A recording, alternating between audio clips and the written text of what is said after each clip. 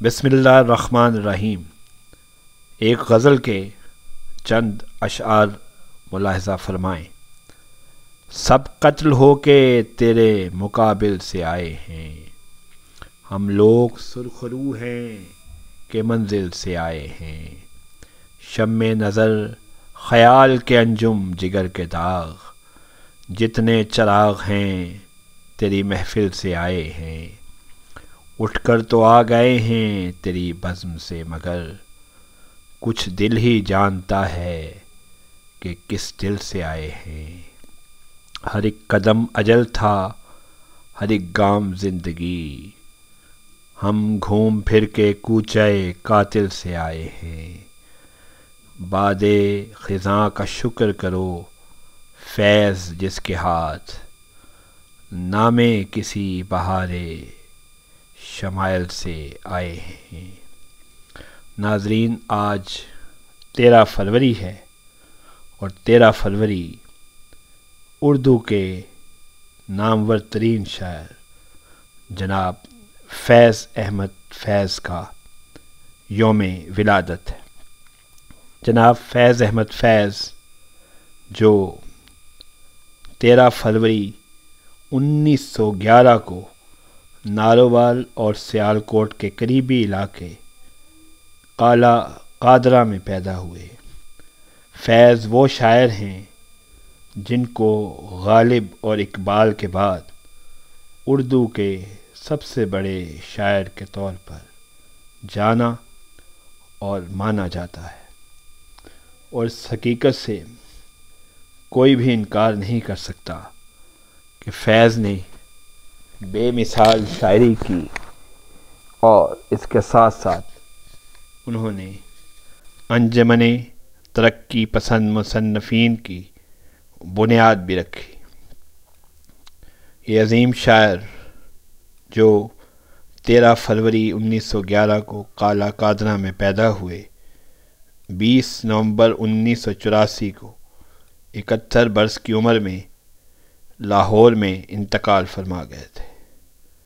آپ کی اہلیہ، ان کا نام ایلس فیض تھا، جبکہ آپ کی بیٹیاں سلیمہ ہاشمی اور منیزہ ہاشمی بھی اپنے اپنے شعبوں میں شہرت رکھتی ہیں۔ فیض احمد فیض ایک شاعر کے علاوہ صحافی، نغمہ نگار اور ترقی پسند مصنفین کی جو تحریک تھی، جس کی بنیاد بھی انہوں نے رکھی، اس کے ایک فعال رکن کے طور پر بھی بے پناہ شہرت رکھتے تھے۔ فیض احمد فیض جنہیں بہت سے اعزازات حاصل ہوئے، بہت سے ایوارڈز ملے، اس میں لینن امن ایوارڈ، نگار اعزاز اور نشان امتیاز وغیرہ شامل ہیں۔ فیض ایک ترقی پسند شاعر تھے اور ترقی پسند تحریک سے ہی بھی وابستہ رہے۔ فیض ایک بے مثال شاعر تھے، بہت سی کتابیں ان کا سرمایہ ہیں، جس میں سے ایک کتاب آپ ان کی کلیات نسخہ ہے وفا اس وقت آپ ملاحظہ فرما رہے ہیں، جس میں ان کی تمام کتابیں شامل ہیں۔ ان کی کتابوں کی اگر فہرست پر نظر دوڑائی جائے تو اس میں نقش فریادی، دستے تہ سنگ، زندہ نامہ، شام شہر یارہ، میرے دل میرے مسافر اور وادی سینا شامل ہیں۔ فیض کی زندگی پر اگر نظر دوڑائی جائے تو فیض کے والد سلطان محمد خان پیشے کے لحاظ سے ایک وکیل تھے، اور افغانستان کے اس وقت کے امیر عبد الرحمن خان کے پاس چیف سیکرٹری کے عہدے پر تعینات تھے۔ آپ کی والدہ کا نام فاطمہ تھا۔ کہا جاتا ہے کہ فیض کے گھر سے تھوڑی دور ایک حویلی میں پنڈت راج نارائن مشاعروں کا اہتمام کرتے تھے، جن مشاعروں کی صدارت اکثر منشی سراج کیا کرتے تھے، جو مہاراجہ کشمیر پرتاپ سنگھ کے منشی اور حضرت علامہ اقبال کے قریبی دوستوں میں شامل تھے۔ فیض بھی ان محفلوں میں جایا کرتے تھے۔ فیض کی شاعری کا آغاز کم عمری میں ہی ہو گیا تھا، جب وہ میٹرک کے طالب علم تھے۔ آپ نے 1921 میں اسکاچ مشن اسکول سیالکوٹ میں داخلہ لیا اور یہیں سے میٹرک تک تعلیم حاصل کی۔ اس کے بعد آپ نے مرے کالج سیالکوٹ سے ایف اے کیا اور B A government college Lahore, اور وہیں سے انگریزی ادب میں ایم اے کیا۔ بعد ازاں آپ نے اورینٹل کالج سے ایم اے عربی بھی کیا۔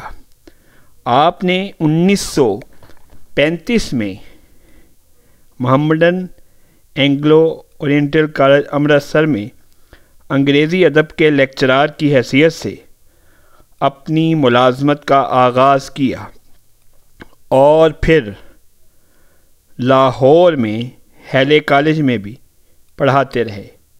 فیض احمد فیض نے 1931 میں سجاد ظہیر اور صاحبزادہ محمود الظفر کے ساتھ مل کر انجمن ترقی پسند مصنفین کی بنیاد ڈالی۔ یوں آپ اس تحریک کے بانیوں میں شمار کیے جاتے ہیں۔ فیض احمد فیض نے 1941 میں لبنانی نجات خاتون ایلس جارج سے سری نگر میں شادی کی، جو بعد میں ایلس فیض ہو گئیں۔ فیض احمد فیض نے مختلف ملازمتیں کیں۔